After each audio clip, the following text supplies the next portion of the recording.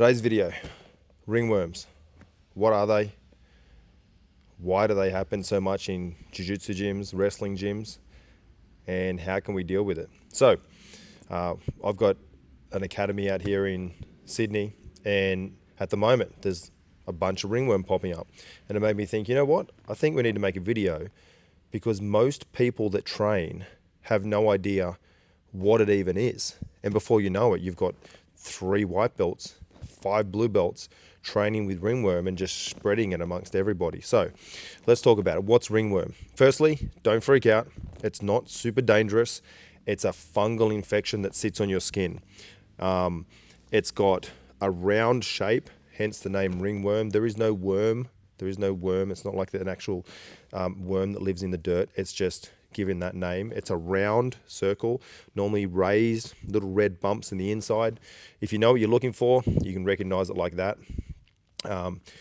If you don't know what you're looking at, you think, oh, it's a mozzie bite or it's just nothing. And then before you know it, you've given it to everyone else. Now, they can be contagious before they've even shown up. And that's the problem. While ever these fungal spores are alive, they can branch off and they can touch something else and touch a surface or touch another person, and then they can jump onto them. And then you're now progressing the ringworm onto the next person and off it goes. It's just a fungal infection. They're little fungal spores. That's all they are.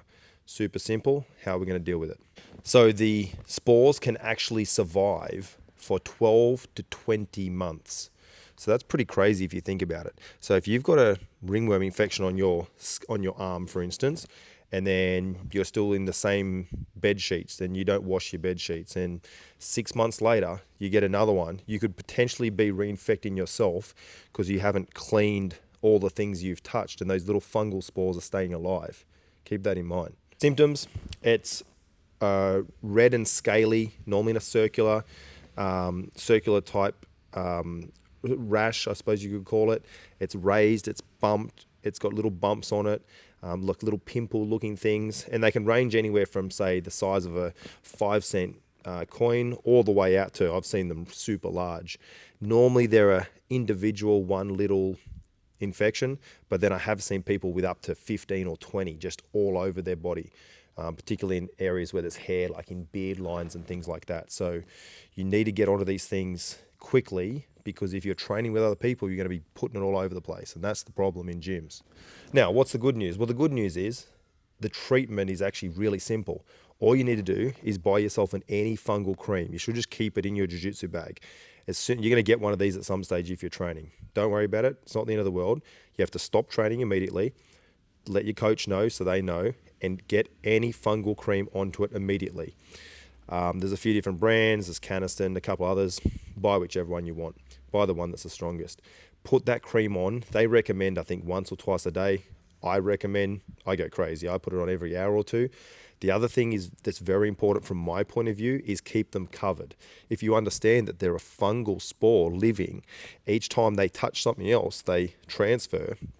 Keep it covered, because what happens is, even if you're at home, you have it open, you brush against the dog, or you brush against, your bed sheets or something. Next thing you know, you're just continuing to perpetuate the infection. So make sure you cover it up. Normally I put a Band-Aid over it. I peel the Band-Aid up, put some more cream, put it back over. Now, I'm not giving this as advice, but this is something that I do. Something I've been doing recently is using a very small amount of bleach in a cotton ball and putting it on the skin, and that seems to really kill the infection. And then I continue to treat it with the antifungal at the same time. I'm not recommending you do that. I'm not a doctor. I'm not recommending you put bleach on your skin.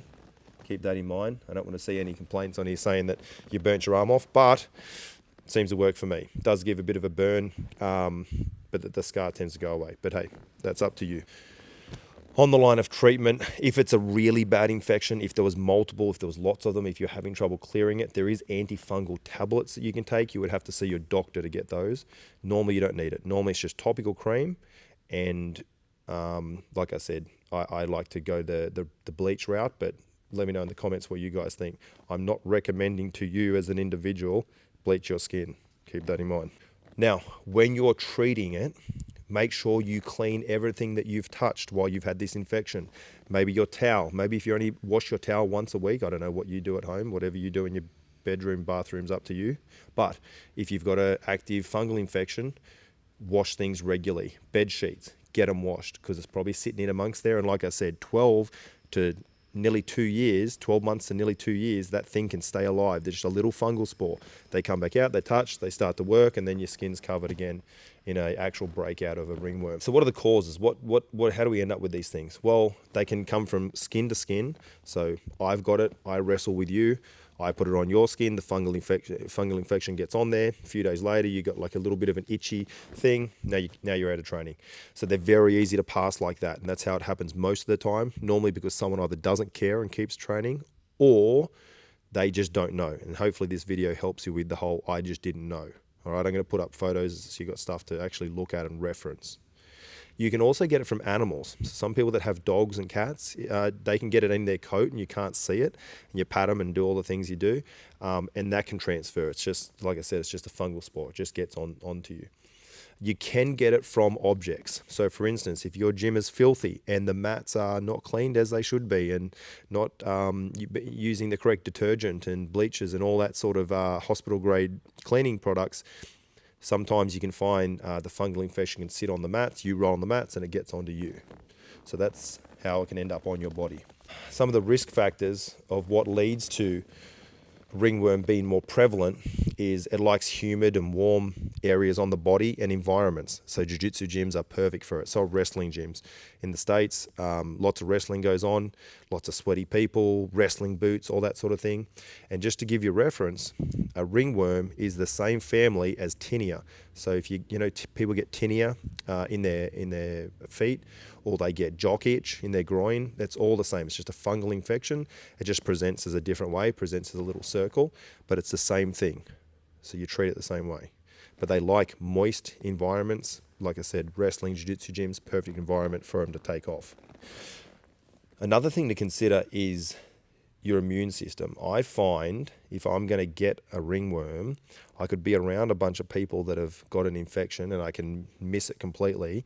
But if I'm run down, maybe I haven't been sleeping right, I've been overtraining, I've been sick, all that factors that end up leading to me potentially getting one. So if you feel you're very run down and everyone at the gym's got a infection, good chance you probably end up with it as well. So let's talk about prevention. How are we going to address this? How are we going to stop these things from happening? One is education, so things like this video and you telling your buddies about this goes a long way. A lot of the time I had a blue belt come up to me the other day and he pulls his shorts up, and I was hoping I was going to get to see something else, but he was just showing me what he thought was a ringworm, and it was a ringworm. I ended up seeing it. It looked to me, I'm a bit of a pro with them now after 20 years of grappling sports, and this thing had run its course and dried out and was basically now dead. And I looked at the guy, I'm like, you've been training every day. So he's clearly had this, it's run its course, and now it's dead. And he's showing it to me now, asking what it is. He's already given it to multiple people at this stage. So it's that easy. If you see anything you're not sure of, just come and ask your coach immediately, not 2 weeks later. On prevention, cleanliness is going to go a long way. And I mean, every coach will talk to you about this. This means keeping your training gear clean. If you've got rash guards and shorts and knee sleeves and things like that, and they're stinky and smelly and gross, and no matter how much you clean them, you can't get them smelling nice, it's probably time for them to go in the bin. All your training gear has a shelf life, and if it gets to that point where you can't clean it anymore, get rid of it. I recommend hot washing. I know it might reduce the life of the actual garment, but hot washing everything in as hot a water as you can does a good job of killing more stuff than just cold washing everything.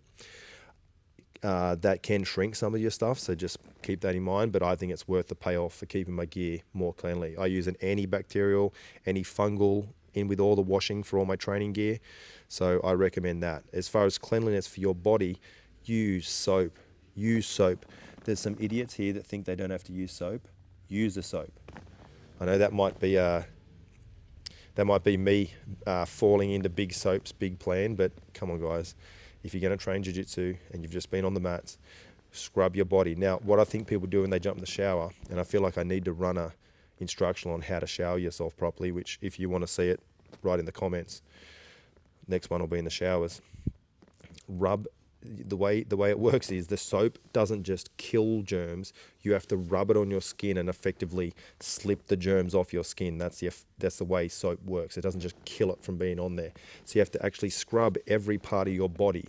Now remember, people tend to get ringworms on the inner parts of their legs, the back of their legs, their arms.